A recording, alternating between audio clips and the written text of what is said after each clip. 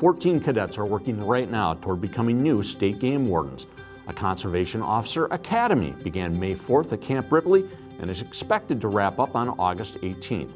At that point, each cadet will begin field training with a current conservation officer.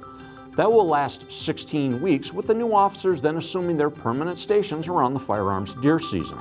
This year's class consists of 7 so-called CO prep candidates who have no prior law enforcement experience. The other 7 candidates range from some just out of law enforcement school to others with previous cop experience from other agencies. About 125 people applied for this year's academy through the traditional process, a notable decline from 10 years ago when the agency received upwards of 600 applicants. There are currently 25 vacancies out of 211 field stations across Minnesota, but while this year's class will help reduce those vacancies in the short term, there's a surge of retirements looming for the division in the next 18 months.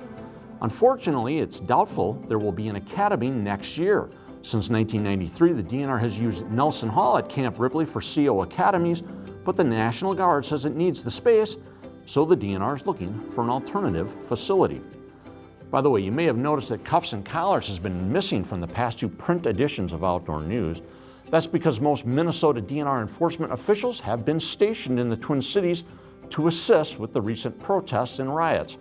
We expect cuffs and collars back in our next edition as COs return to their stations across Minnesota.